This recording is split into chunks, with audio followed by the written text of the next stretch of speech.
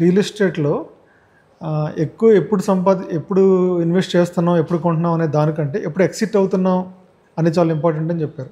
ఈ exit strategy గురించి మాకు చెప్తారు డీటెయిల్గా? సో ఎగ్జిట్లో 2 రకాలు ఉంటాయండి.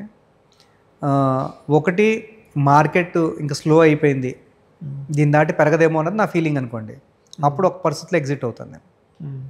2, నాకు అవసరం ఉంది, నెసెసిటీ, ఇంట్లో పెళ్ళో మెడికల్ ఎక్స్పెన్సెస్ లేకపోతే ఏదో క్యాపిటల్ రిక్వైర్మెంట్ ఉన్న ఎక్స్పెన్స్ వచ్చింది అనుకోండి, అప్పుడు ఫస్ట్ అసెట్ అమ్ముదామని అనుకుంటాను. సో నీడ్ బేస్డ్ అసెట్ సేల్స్లో ఎప్పుడు కూడా ముందున్న వాళ్ళకి మీకు అవసరం ఉండి అమ్ముతున్నారని తెలిసినప్పుడు ఎప్పుడు కూడా మార్కెట్లో హైయెస్ట్ వాల్యూ అచీవ్ చేయరండి. సో ఫస్ట్ అలాంటప్పుడు తీసుకోవాల్సిన జాగ్రత్త ఏంటి అంటే 3 రకాల అసెట్స్ ఎగ్జాంపుల్ తీసుకుందామండి.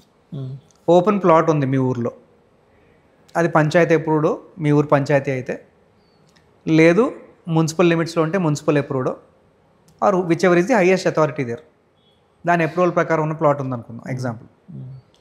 2, మీ దగ్గర 1 ఎకరం భూమి ఉంది, అది మీరు agriculture purpose as per definition, agriculture చేసినా చేయకపోయినా మీరు నాన్ కన్వర్టెడ్ ల్యాండ్స్ అన్నీ కూడా డిఫాల్ట్ అగ్రికల్చర్ జోన్లో ఉంటాయి. ఇది 2వ ఎగ్జాంపుల్ అనుకుందాం. 3వది ఇల్లు, కిరాణా షాపు, వేర్ హౌజో, అంటే దాని మీద ఏదో ఒక బిల్డింగ్ ఉంది.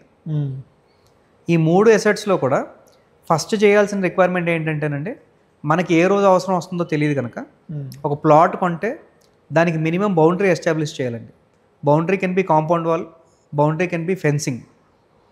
ఇది చేసి దానికి మనం బేసిక్ ఒక కరెంట్ మీటరో ఏదో ఒకటి ఉందనుకోండి, అప్పుడు అది కొంచెం బ్యాంకబుల్ అవుతుందండి. అది మున్సిపల్ అప్రూవల్ ఉందనుకోండి, బ్యాంకర్కి మీరు వెళ్ళి లోన్ పెట్టాలనుకున్నారు, అవసరం వచ్చింది, మీకు ఇన్కమ్ ఎలిజిబిలిటీస్ ఉన్నాయి, షార్ట్ టర్మ్ ఏదో రిక్వైర్మెంట్ వచ్చింది, మీరు లోన్ పెట్టాలనుకున్నారు. జనరల్గా నేను చూసిన ఎగ్జాంపుల్స్లో ప్లాట్ వాల్యూ 3 కోట్లు ఉంటుంది లేదా 1 కోటి రూపాయలు ఉంటుంది, వాళ్ళ అవసరం యాక్చువల్ 40 లక్షలు 30 లక్షలు ఉంటుంది. కాకపోతే వాళ్ళు ఎందుకు అమ్ముతున్నారు, ఇంట్లో అవసరం ఉండి అమ్ముతున్నారు. అప్పుడు కొనుక్కునే వాళ్ళు వచ్చి ఏమంటారు, సరే 80కి అయితే కొంటానండి అంటారు. అంటే మీ 40 లక్షల అవసరం కోసం మీరు 1 కోటి రూపాయలు వస్తున్నాయి 80 లక్షలకు అమ్ముకుంటున్నారు. అంటే మీ నష్టం అవకాశం ఓన్లీ ఆపర్చునిటీ లాస్ 20 లక్షలు, 40 లక్షల అవసరం మీద 20 lakhs ఆపర్చునిటీ లాస్ మీకు.